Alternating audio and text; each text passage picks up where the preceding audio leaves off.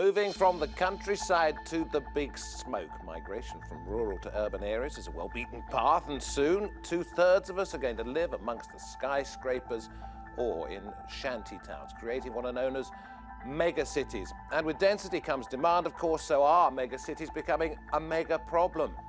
You're watching Roundtable with me, David Foster.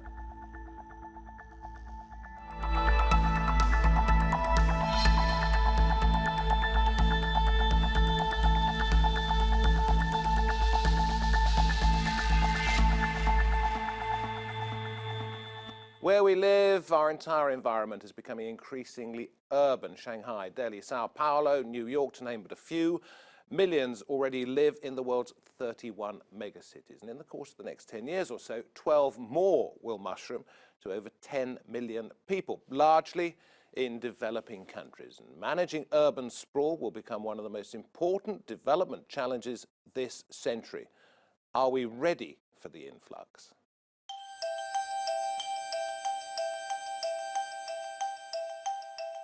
The world's population is growing, and with it, so are its cities.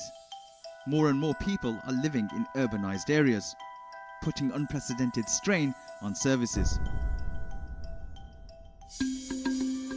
With a population larger than 10 million, Shanghai, Beijing and Delhi are each considered megacities. According to the United Nations, there'll be 2.5 billion extra people in urban populations by 2050. Close to 90% of that increase will be concentrated in Asia and Africa, and 7 out of 10 of us could be living in urban areas. This surge will put immense strain on developing countries, from finite drinking water and an increase in waste to even more congestion on our roads.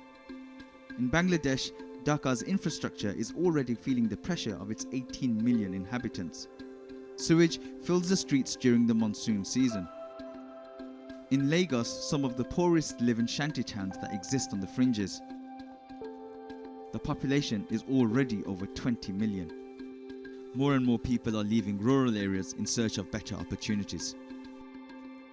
Those that stay put are being pushed out to make way for new developments. They want to evict us and sell it to big men so that they can use the land. So you understand? Because we don't have any money to build big skyscrapers and building. So that one does not mean that a poor man cannot stay with rich man. By 2050, Lagos will be the third largest city in the world. It's raised fears of a dystopian future with overcrowding and environmental degradation. Some see this historic change as an opportunity. Technology and innovation is helping cities get smarter. Authorities collect data on its citizens, from when they put out their bins to the number of parking spaces available.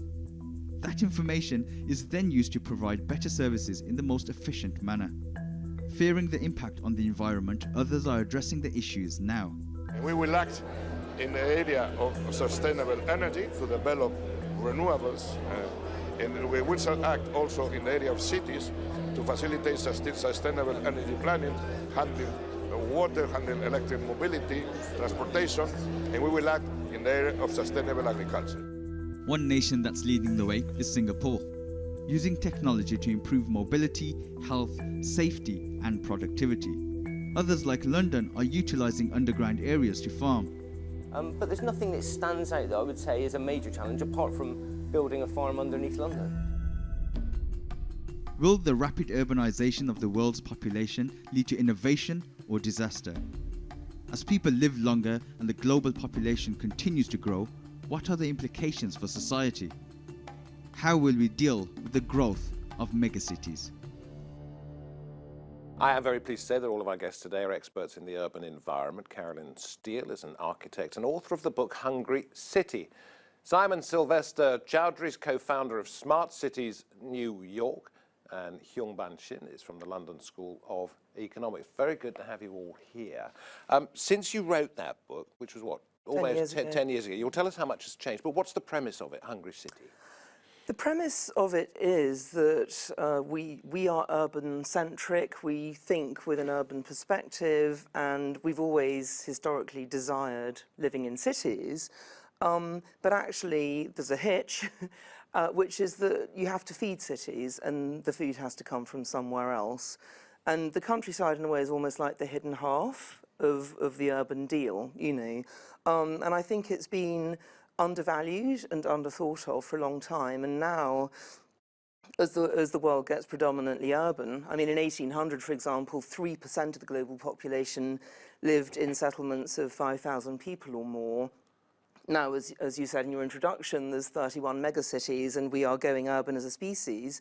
Where's the food going to come from? What does that say about our relationship with nature? Yeah. Is this thing sustainable? So that's the premise. It uses food as a lens to look at the way we live and ask whether we're leading good lives. So what's the attraction of a city? I've got a couple of figures here. Bangkok provides 40% of Thailand's GDP, but only has 10% of the population. Mexico, Sao Paulo, 50% of their country's GDP. Why are they places of wealth? Why are they attracting people?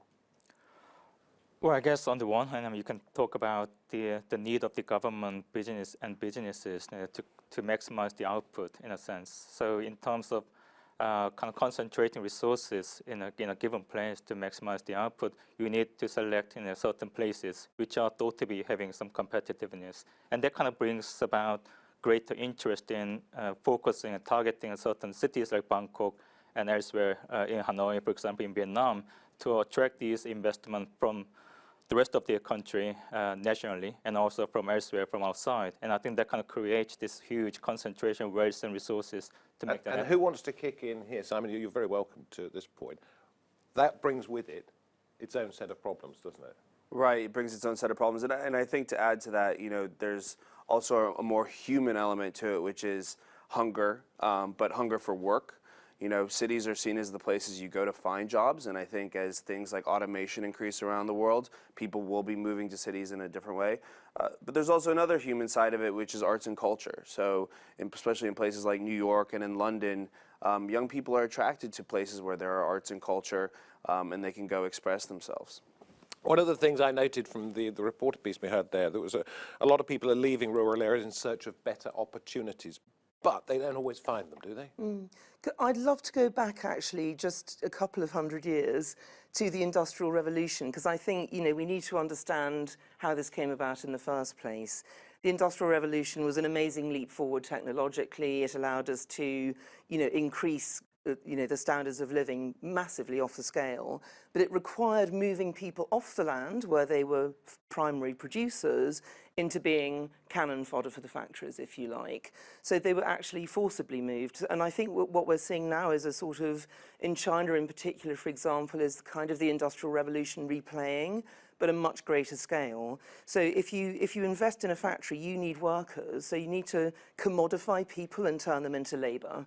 And actually, if you want to feed an industrial city, you can modify the landscape as well, and therefore you have to move self-sufficient peasants, if you like, off the land. So you move them off the land, but you've still got to have the food. So how does that work? Well, that's the problem. So, I mean, this is a massive dilemma that people really aren't thinking straight about. This is really, I guess, my point. There are some books, I won't mention names, but books called things like The Triumph of the City, where food doesn't even show up in the index. That just shows you the scale, I think, of the problem, the fact that we're very urban-centric, but we don't necessarily focus on actually where is the food going to come from. So that's one of the problems. Please jump in at any time. Yeah, well, I guess 2 points can be raised here. I mean, on the one hand, yes, the food problem is something we should all recognize, and that's for sure. But at the same time, there's also the situation in which the rate of the growth of the grain production is actually happening in a much faster rate than the rate of the growth of the population. So we have to kind of take into account the kind of technological innovation at the same time. So are you saying that there is enough food? Well, I think there's enough food. It's just that they haven't been equally shared across the world, and that's the problem. Yeah, that's right. And Carolyn. And I guess the second aspect to refer to is, I mean, you're referring to how people are kind of moving from rural areas to urban areas. I mean, this is, on the one hand, yes, they are looking for some, opportunities to cultivate, to develop their human capital and so on, and to look for greater income. But it's also a result of the inequality that has been manifested in a given country. So when you look at China, it's not like all these glamorous cities are attracting them. I mean, that's for sure to some extent. But it's also because they are actually seeing no opportunities to do the same kind of things that they can actually achieve when they move to cities. So the inequality or unevenness in a given country is also driving this urbanization as well. And can I propose the question, do you think that inequality is due to policy of the state in favoring cities over rural areas? I think it does have a significant role because of the way in which the resources are being allocated and decided to concentrate whereabout in a given country. So I mean, a great example has been China, essentially, and the whole China's economic reform during the last 3 decades has been largely influenced by the government making this very proactive decision to develop the eastern region. And that was kind of feeding into the development of cities like Shanghai and also Shenzhen, which used to be basically a fishing village, becoming a 10 million mega city. Help me with this on food security, because I've done several programs on the fact that China invests in large parts of Africa for food security because it wants to have the land to grow. Isn't China a big enough country to do this anyway?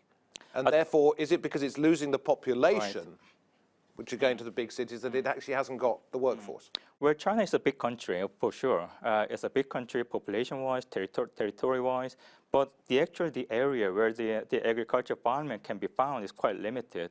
So if you actually look at the map of China, about 1/3 on the eastern part of China is where the actual production of grain can actually take place.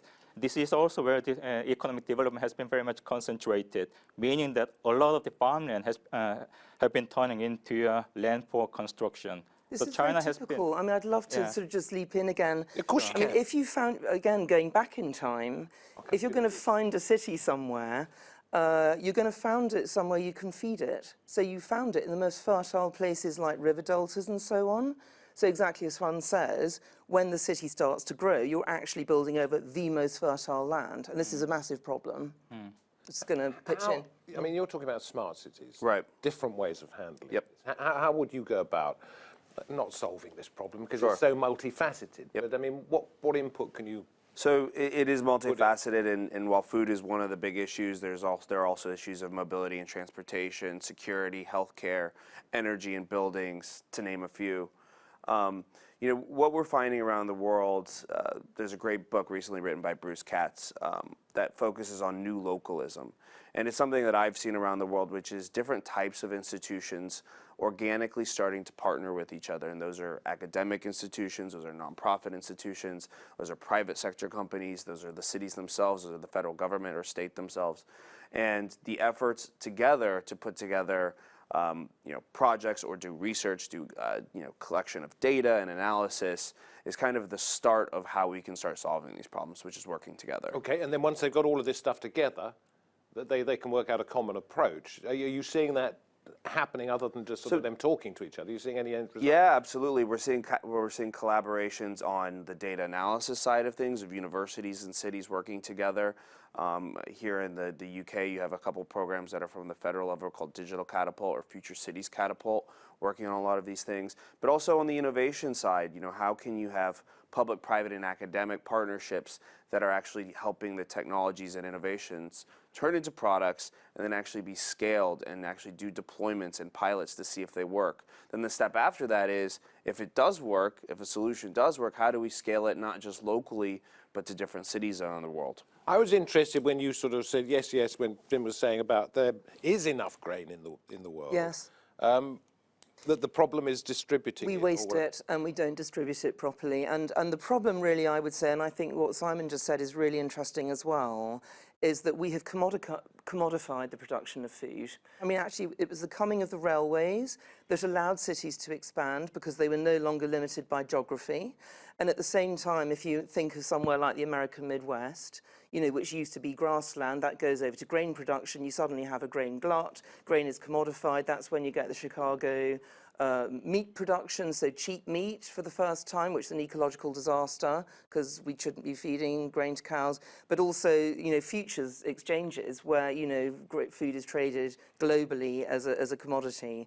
And the point is that we have a few companies, corporate power, if you like, is the issue, who control global trade in food. And it's all about making a profit, obviously, because it's a business. So there is actually, easily enough food to feed the whole world available, but it's in corporate hands and it's being sold to people where the money is. So how do you make it more even? What do you do about countries that have the poorest megacities that aren't perhaps getting their share? You hear all these reports about global wealth inequality, which refer to like 1% of the global population actually commanding, having the control of more than half of the global wealth. And this was the report based on the Credit Suisse, which came out last year. And this is largely concentrated in the hands of the political and economic elite. But how do you then transfer the benefits of what we And might this see comes to the second point I was going to raise. Yeah. So essentially, the developing countries or the cities in the developing world are actually not seeing the flow of the resources from the wealthier part to their part, and then you get to see the role of the governmental players like China, for example, investing heavily in Africa or elsewhere, largely because they are the ones which are actually making proactive investment, while the private sectors of businesses are not actually making their share of investment. I suppose what I'm trying to get at, and I'll ask a question, how do you help these people? I can see the problems they have, but how do you help them? It's all about the relationship between the market and the state. Ultimately, we're going through a period now globally where capitalism's it's come off the rails, really. It's running riot. The way it's supposed to work is that, you set up a factory, you get very efficient at making pins, everybody gets a job, and then the owner of the factory who makes the profit reinvests that in another factory. That's not happening. Sorry to butt in, but Yeah. it's about the people in the cities, Yeah. in developing countries. Yes. How can their lives be changed? How does life in their megacity not become a major problem for them and for us as well? Yes, well, I mean, I think, looking at the physical issue of the growth of cities, I mean, you've got something like 2 billion people globally now living in what you might call slums or favelas, totally informal suburbs around the city. They're getting on with their lives. I mean, you're seeing sort of infinite, I mean, in a way, that's kind of the local economy Simon's partly referring to, mini businesses, sort of very efficient. The problem is there's no infrastructure. And we need actually to provide infrastructure for these places. But I mean, for me, what we also need is planning. Now, planning is not a very market-friendly concept. It's actually the state kind of going, well, I'm going to build roads here, and I'm going to keep areas here that are going to be productive rural areas. But planning and the sort of leave it to the market are two antithetical approaches. I'm not trying to be flip here, but I don't think you've come up with any kind of solution. Professor, I'm not sure that you have in terms of solving this. Therefore, the question is, A, have you got an answer? I'll solve the problem right now. But secondly, if it is something you cannot solve very simply, what are the problems that are going to be created? So I think that, looking at the transfer of wealth or transfer of status is kind of difficult to achieve. However, hitting on some points that Carolyn made, which is, how do we improve our infrastructure?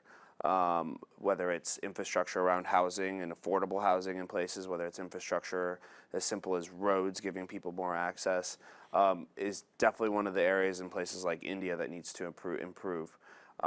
Setting that core, and we talk about this all the time in smart cities. You can't have smart cities without infrastructure, right? You need something to put smart on. And so I think that's a great place. And one thing I think everyone is still trying to figure out are what are those business models that is going to make that infrastructure work. And are there any cities where you're seeing some kind of model like this that perhaps should be copied? We're still there are plenty. I mean, most of them are in the the New Yorks and Londons of the world. I will say this, there are. I'm thinking about the nastier ones. The nastier ones. I think it's still to be determined. So nobody's doing anything really. In India, there's lots of talking. Okay. Okay, so one example. I mean, I really do believe that we need totally different global governance. I think we need much stronger local governance, and we need much stronger international governance. And this is to deal with the Amazons and the Googles of this world, as well as everything else. But there are examples. For example, President Lula of Brazil. There was a very notorious favela in Rio de Janeiro, and he went in and he stuck in a funicular because it was up one of these kind of uninhabitable saw pictures of it mountains. during the Olympics. Exactly. Yeah, yeah. And I mean, yeah, and you can discuss the detail of the methods, but he actually gave people ownership of the informal houses they were sitting on. They were given electricity, they were given basic drainage, water supplies, and they were given the vote. They were made legitimate citizens. And this absolutely transformed this region. So these kind of little isolated pockets, it can be done, but it needs the state. This is planning, this is state intervention. And as I say, we've moved into an era where we're not, I mean, China does it, of course. China plans everything, but that raises its own issues. It's a combination of the market being allowed to do what it does. If we and don't planning. see some kind of international movement to sort this out, and we see more and more people, what's it, an extra 2.5 billion by 2050, Shin, what problems are we going to see presented? By the definition of solving the problem of megacities, it will make the megacities even more attractive for people to flow into. And that will basically create greater inequality nationally. Yeah. What I'm trying to say is actually, you need to have a bigger picture territorially at different scales of geography by looking at how these smaller cities and towns, which are actually in the shadow of megacities, can actually develop so that they can retain population rather than people having to flow. I mean, health is one of the big issues here, isn't Right. it? If you have uncontrolled migration to an area that doesn't have an infrastructure, and we saw in that package there about the untreated sewage in certain cities, then you could create a major citywide epidemic, which could become international. Well, and you mentioned uncontrolled migration, and we haven't touched a whole lot on resiliency or sustainability, but coming from New York, we just had Hurricane Sandy a few years ago, and it made us really act and react. And my biggest fear, worst case scenario, is that a city like Miami or somewhere that's on the coastline gets hit very hard, and you have a mass migration from a place like that to other places around the world, and you have mass chaos. Could I just pick up on actually something that both of you said? It's linked. This business, as I say, I'm not food obsessed, by the way, at all, but I think it's a really interesting lens for understanding what the problem with living in cities is, which is that cities have to be supported from elsewhere. Let's loosely call it the countryside or nature or whatever. Clearly, the model that we currently have for a good life lived in a city is totally unsustainable. We know that if everybody lived like an American, for example, you'd need 4.5 planets to do it. We cannot do this. So we need a new model of a good life. I think we need to stabilize the urban migration by rethinking what the countryside could be. And there are really interesting models for this, the Garden City being the obvious example. In the UK, we've got Letchworth Garden City, Welling Garden City. We have Letchworth. I know it's a little bit boring, but I mean, the idea is much more radical than Letchworth. The idea is that you put urban centres back in the countryside, or you urbanize villages. And it's happened, by the way, in Bangladesh, for example, where little villages of lots of Bangladeshis came to London in the 60s. They got very rich, turning curry into our national dish, made lots of money. Then they went back to their villages and built huge houses and began employing people and actually built little high streets. They're called the Londoni, and these villages are sort of starting to become, with urban money, but they're starting to actually bring economy back to the countryside. If I may add to that, I mean, it's interesting to also look at how China has been doing, especially in recent years. There are many problems China is facing, and China has been producing domestically and internationally to some extent. But what Chinese government has been trying to do in terms of driving this urbanization is to invest more, direct more resources to smaller towns and smaller cities away from what has been already developed in order to ensure that people can be retained in these places, and that includes the infrastructure development as well. How this is going to turn out in the future, I mean, we have to wait and see. But another problem already envisaged within China context and which can be replicated globally is to build cities in the image of particular cities. So we are actually creating the same kind of New York or Singapore or Shanghai across the world. Even in Africa, African governments are trying to build their cities in the image of Shanghai, Shenzhen, or perhaps Los Angeles. But we don't have very much time. That's fascinating. I think that's the problem where it comes. They're building cities in the image of more developed or advanced economies without really realizing what the cities do locally. So we might get smaller replicas of big cities, but big cities that work. Well, one thing about China is interesting. while I think that model might have potential, they've also had a number of cities that they've built that they're not finding people that are going to come live in. So they have all these abandoned buildings and communities and cities. And it comes back to a discussion that we actually had earlier in the green room, which is, can there be a if you build it, they will come model? Songdo in Korea is working on it. Masdar in the UAE is working on it. I tend to be skeptical just because I feel like it's hard to move people away from their families and communities. So it'll be interesting to see over the next couple of decades if we build it, they will come model. And I know you all want to say a great deal more, and you'll have to do that back out with a cup of tea once we finish this, because we've come to the end of our discussion. Gosh, that was quick. I know. 30 minutes just goes just like that. But I think that's a very interesting way to end the programme, with the idea that perhaps what we're seeing there may be replicated on a smaller scale elsewhere. Thank you very much. Appreciate it. Thank you very much for coming in. And anybody who's watching this, fascinating to, I think, go home this evening, wherever you happen to be, and think about where you live and why it became the place that you live and why it became the place that it is. Will it stay that way?